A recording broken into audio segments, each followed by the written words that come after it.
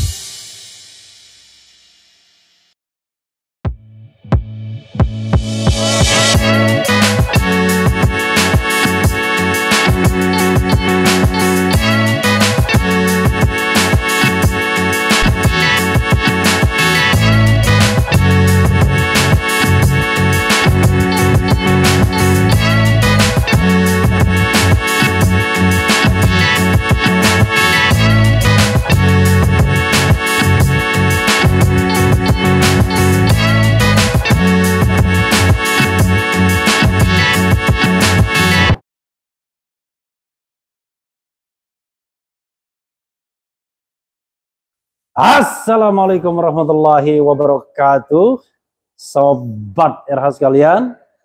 Jumpa lagi kita di channel yang keren ini. Keren. Sobat RH sekalian, kita bukan janjian, tapi kita menghadiri pernikahan. Tadi saya berharap sebenarnya ijab kabulnya tidak hanya satu orang, tapi banyak orang. Oke, itu minggu depan nanti. Minggu depan. Apa nih, Rev? Sahabat R sekalian, tadi sama Gatot Nurmantio, sekarang sama Rocky Gerung ya. Kita bicara mengenai hal yang gawat di Republik ini. Kita bicara tentang demokrasi yang dibajak nomokrasi. Wah, demokrasi harus nomokrasi. Waduh. Tapi jadinya juristokrasi jangan-jangan. Atau jangan-jangan juristokrasi pun tidak. Jangan-jangan MK representasi atau kepanjangan. MK-tokrasi. MK yang senang-senang.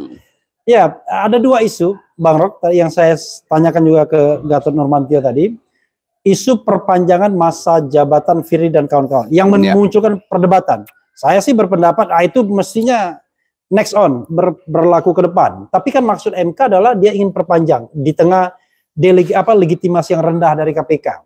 Dengan alasan yang mengada-ngada juga. Yang kedua adalah ada isu pagi ini yang beredar, saya dapat dari beberapa orang bahwa MK akan mengabulkan sistem pemilu proporsional tertutup dengan perbandingan 6-3. Yang dissenting itu 3. Sementara yang kemarin dissenting 4. Berarti ada yang satu yang membela tuh, kelihatannya. Komentar Bang Rocky. Yang pertama, Mahkamah Konstitusi itu dirancang sebagai peralatan negara. Bukan peralatan kepala negara, itu intinya tuh. Dan sekarang yang kita lihat adalah MK itu disuruh-suruh aja oleh kepala negara tuh. Karena proses yang di awal kecurigaan kita akan ada pembicaraan makan malam antara ketua MK dan Presiden Jokowi karena ikatan perkawinan tuh. Itu buruknya tuh. Dan kita ingin ingatkan bahwa MK jangan sampai di akhir masa jabatannya itu dinilai atau diingat sebagai perusak demokrasi itu. Itu yang sedang kita bahas sebetulnya di masyarakat sipil. Fungsi MK ini betul-betul menghina akal sehat kita tuh. Jadi sebetulnya kalau ada semacam persidangan rakyat yang mesti dibubarkan pertama adalah MK tuh. Karena MK membatalkan kedaulatan rakyat. Kan itu intinya kan. Kalau kita lihat misalnya mengenai perpanjangan masa jabatan ya. Ada dua kan. Logika akal sehatnya kan Bung Rocky presiden akal sehat. Logika akal sehatnya dia mengatakan ini diskriminatif karena 11 lembaga lainnya state auxiliary agencies lainnya itu 5 tahun. Tapi at the same time MK ketika dikasih gratifikasi 15 tahun dia tidak menolak dan berlaku saat itu juga. Nah, yang kedua adalah kalau terkait dengan sistem pemilu ini apa urusan MK menentukan sistem pemilu yang cocok atau yang konstitusional, bukankah itu sifatnya dinamik gitu? Jadi pertama, MK lupa bahwa dia udah mengambil keuntungan dari posisi dia sendiri untuk diistimewakan. Sekarang dia mau membatalkan keistimewaan itu, berarti berlaku juga pada dia kan. Jadi mesti dievaluasi. Dan saya dengar DPR lagi berupaya juga untuk membatalkan atau memakai logika Mahkamah Konstitusi untuk memastikan bahwa Mahkamah Konstitusi ikuti aja lembaga-lembaga yang lain yang sedang dia bela hari ini kan, yaitu 5 tahun tuh. Ini akan jadi lucu-lucuan di dalam demokrasi. Ini disebabkan satu faktor, yaitu keinginan politik presiden untuk mengendalikan KPK. Karena itu peralatan presiden harus dipastikan masih bekerja di tahun politik. Jadi semua isu tentang ya ini soal judicial review basisnya udah bukan.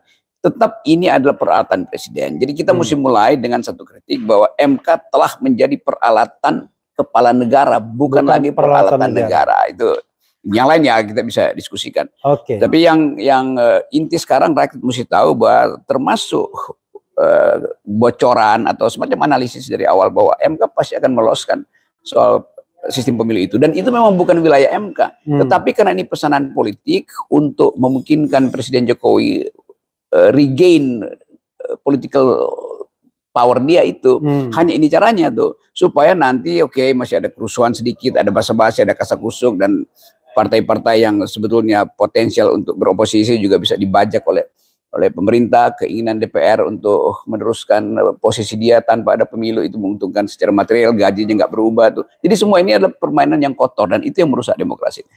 Bang Rok, jadi ketika katakanlah ada kekuasaan mendeklarasikan Ganjar sebagai calon presiden, ada juga rencana Prabowo mungkin berpasangan dengan siapapun, kemudian ada koalisi perubahan, orang kemudian menganggap sudah selesai yang namanya isu penundaan pemilu dan perpanjangan masa jabatan. Bahkan relawannya pun dibubarkan kemarin itu. Tapi dengan isu MK seperti ini hidup lagi.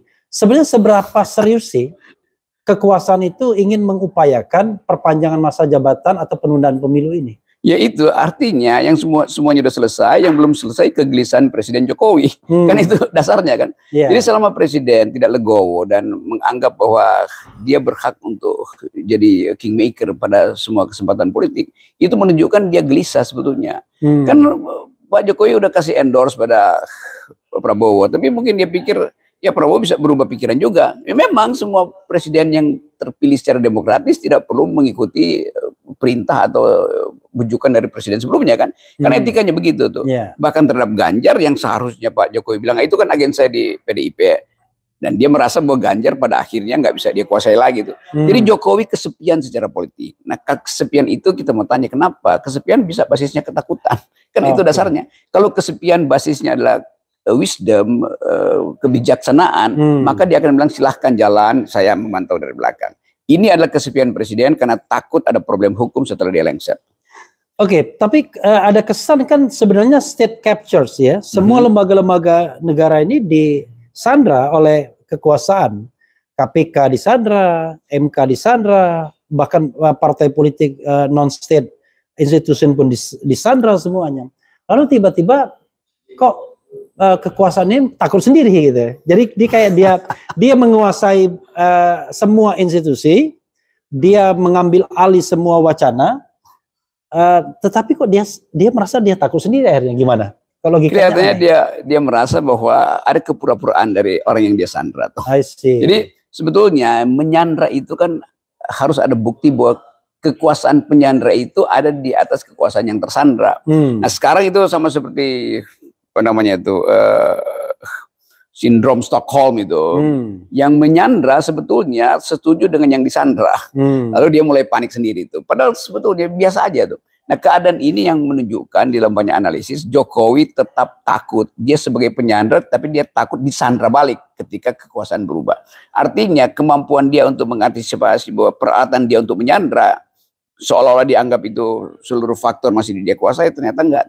Jadi grab Presiden Jokowi terhadap permainan politik yang dia rancang sendiri hilang di tengah jalan.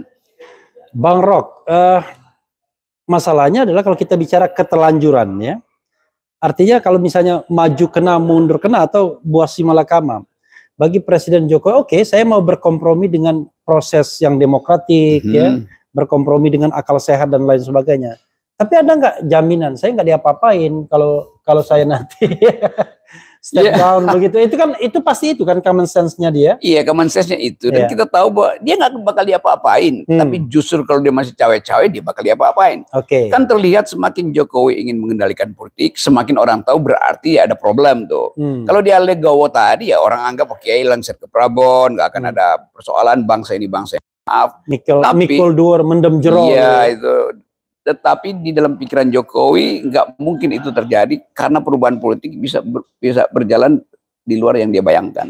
Nah, bayangan buruk Presiden Jokowi ini sebetulnya yang menghantui dia sehingga dia harus atur semua peralatan MK, KPK, Departemen Dalam Negeri segala macam agar dia bisa kendalikan. Padahal legitimasi presiden, endorsement power dia kan makin lama makin habis. Oke. Seandainya misalnya ya semua kekuatan politik yang mau bertanding di 2024 minta Presiden Jokowi netral, legowo. Karena begini, paling gampang adalah misalnya dari sisi Ganjar. Iya. Adian sebagai wakil ketua tim sukses, awalnya kan semangat sekali itu bakal di endorse. Tapi terakhir ketika Jokowi belok ke Prabowo, mulai dia mengatakan presiden harus netral. Saya membayangkan kalau ke Ganjar dia nggak bilang begitu. Nah, paling tidak dari sisi kelompok Anies misalnya, dia juga pengen presiden netral, ya kan? Tinggal kelompok Prabowo misalnya. Kalau ketiganya sepakat bahwa presiden netral dan kami tidak akan apa-apain, kalau Bang Roken bilang kan, tidak apa-apain setelah nanti step down, kan selesai. Kita bisa peacefully ada transisi pemerintahan. Gitu. Ya itu yang harusnya terjadi. Tapi orang seperti Pak Jokowi dia nggak percaya lagi bahwa akan ada semacam koalisi penyelamat dia, kira-kira begitu. Yang adalah koalisi yang akan menghakimi beliau karena perubahan politik itu nggak mungkin diatur sejak sekarang. Kan presidennya akan datang juga dia punya legitimasi untuk mempersoalkan presiden sebelumnya supaya dia tetap eksis gitu. Jadi ini proses psikologi biasa aja tuh. Nah, psikologi ini yang mengganggu Jokowi. Jadi Jokowi tetap anggap mau bikin statement jamin saya pun nggak mungkin. Yang bisa jamin saya adalah kepastian bahwa saya mengendalikan politik. Nah, itu yang kita bayangkan di ujung analisis kita tetap Jokowi berupaya untuk membatalkan pemilu, menunda pemilu supaya dia bebas untuk mengkonsolidasi sisa-sisa kekuasaannya. Tapi kan kalau kita bicara mengenai dia seperti memegang asap, ya kan? Sesuatu yang kelihatannya dia mudah dia pegang, tapi nggak bisa dia pegang-pegang. Let's say katakanlah yang berkuasa yang dia endorse, tapi yang tidak ada jaminan bahwa dia pun tidak diapa-apain ketika rakyat pun bergerak meminta bahwa dia harus misalnya ya, ini misalnya dia harus diproses misalnya. Ya itu poinnya di situ. Jadi Jokowi ini sebagai politisi itu seperti lagi nunggang macan. Kalau dia berhenti dia diterkam oleh si macan. Kalau dia jalan terus dia kelelahan juga tuh. Jadi dia bingung mau ngapain tuh.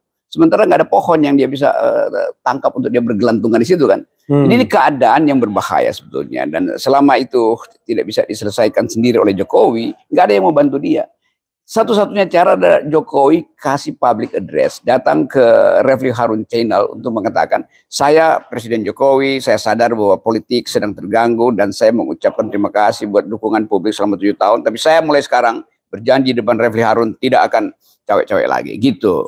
Baru dan berharap jadi candas itu. Berharap kemudian sebagian rakyat ya memaafkannya ya. Iya memang. Karena ada sebagian yang tetap mendukungnya kan. Kita realistis kan. Gitu. Ya, maksudnya channel Refli Harun itu semacam perwakilan dari oposisi gitu. Jadi minta maaf pada oposisi karena selama ini Pak Jokowi tidak percaya bahwa oposisi itu bisa jujur.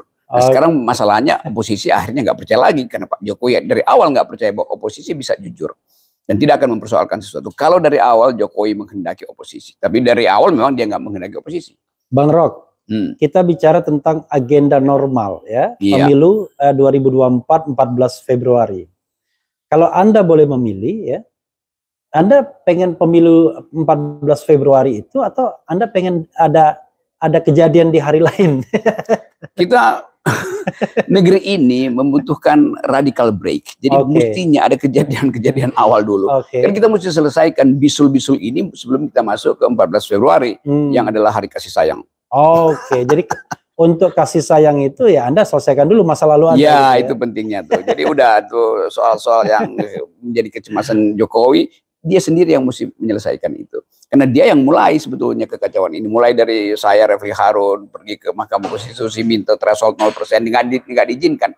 Sekarang kasusnya berbalik, bahwa gara-gara threshold 20%, kesulitanlah Jokowi untuk mengendalikan satu orang. Kesulitanlah Jokowi untuk memprediksikan bahwa akan ada penjamin dia di masa depan. Sekarang kalau seandainya dia melakukan breakthrough, dan itu gampang sekali, dia konsolidasikan kekuatan dan dia keluarkan perpu menghapuskan threshold 20% kan bisa. Iya, tapi kondisi rakyat itu akan ngamuk. Kenapa? Keadaan sekarang orang menginginkan perubahan cepat-cepat itu karena udah bosan dengan wacana-wacana penundaan itu kan.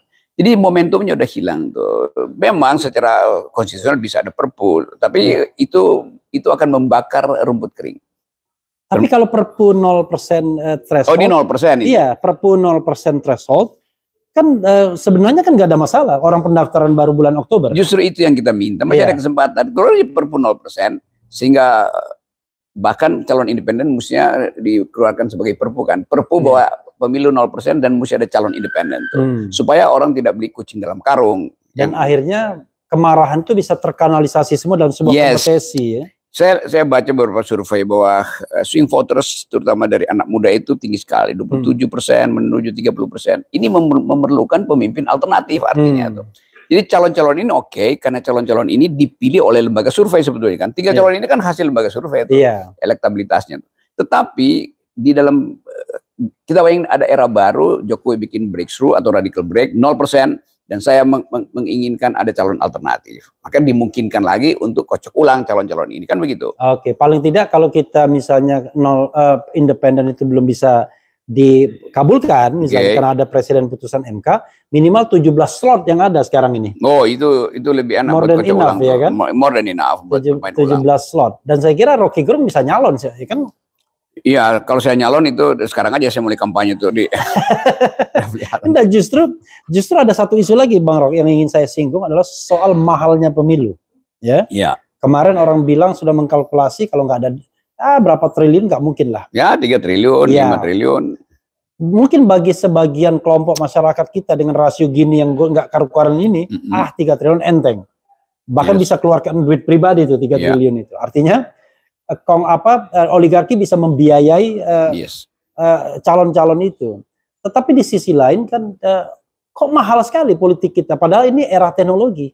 Saya membayangkan kan kayak di Refli Harun Channel ini, kita nggak perlu ngapa-ngapain. Coba modal kuota, kita bisa menyiarkan akal sehat ke seluruh penjuru dunia. Ngapain kampanye datang-datang ke tempat-tempat bagi-bagi amplop dan lain sebagainya begitu. Kalau kepercayaan publik ada, kampanye ini pasti yang sangat murah. Bahkan saya bayangkan KPU nggak perlu pesen kotak suara. Sewa aja atau sebarin kantong kresek aja tuh. Karena rakyat percaya suara yang ditaruh di kantong kresek itu dianggap sebagai kejujuran. Jadi ini adalah perubahan paradigma bernegara dengan mengandalkan kepercayaan publik kan. Nah, selama kepercayaan publik nggak ada itu mau dibilang jujur pun orang anggap oh ya itu artinya ada manipulasi, maka MK akan kebanjiran lagi protes. Jadi kita membayangkan 4 bulan ke depan KPU misalnya bilang begini, oke, kami mulai melakukan pendidikan politik, maka rakyat mulai percaya bahwa KPU tidak lagi menjadi anteknya anteknya dalam negeri lah, anteknya istana tuh. Lalu Presiden Jokowi lakukan semacam pidato mingguan untuk memberi sinyal bahwa dia tidak ragu dengan proses demokrasi. Dia bahkan tidak cemas dengan masa depan dia. Ini cuma perlu 3-4 kali pidato. Lalu rakyat merasa oke, aman.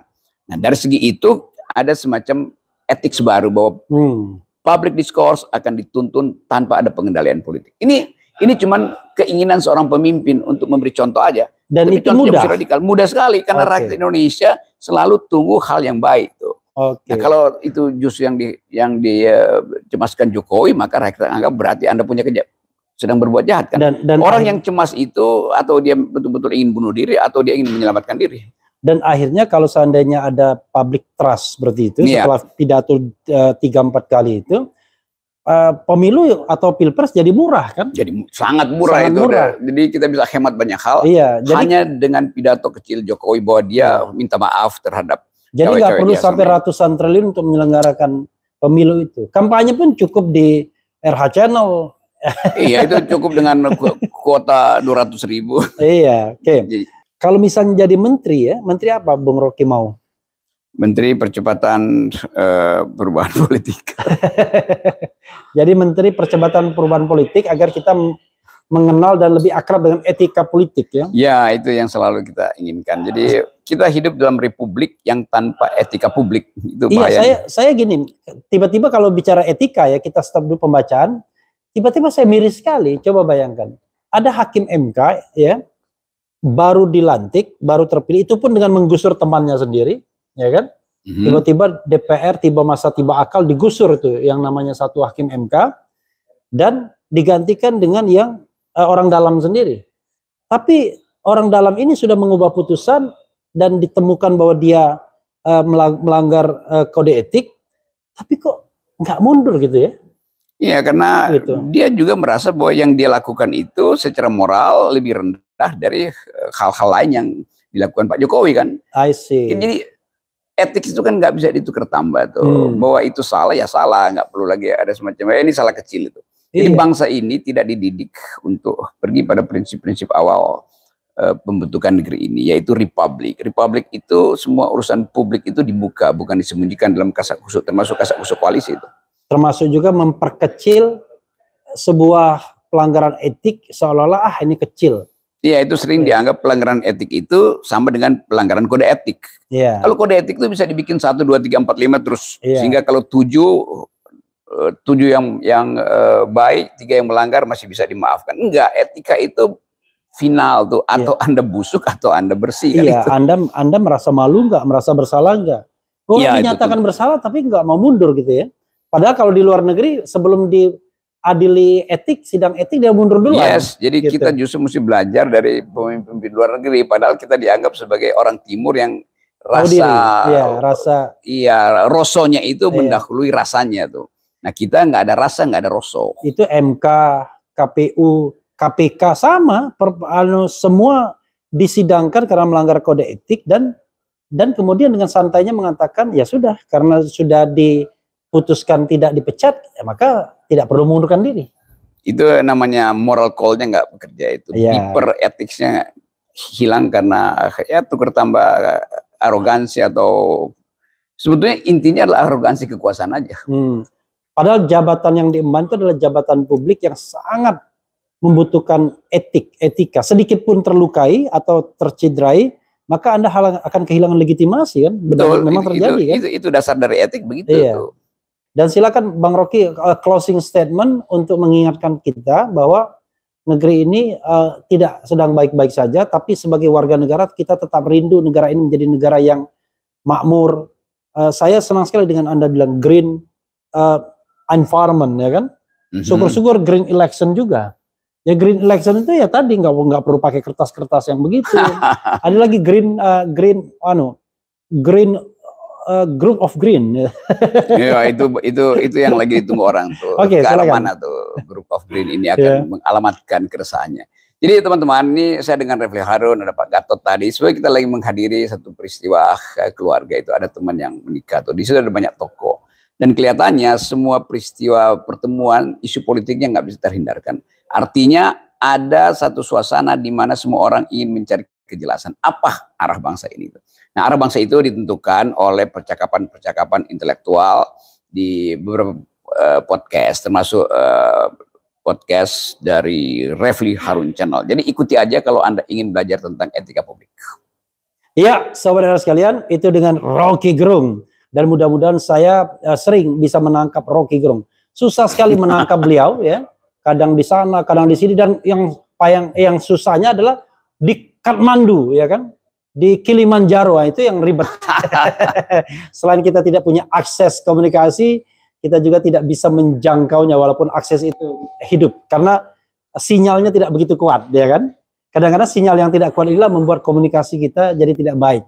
Padahal yang kuat sekarang adalah sinyal perubahan, tuntutan sinyal perubahan. Oke. Mudah-mudahan kita menjadi bagian dari perubahan. Wassalamualaikum warahmatullahi wabarakatuh. Waalaikumsalam. Salam akal sehat.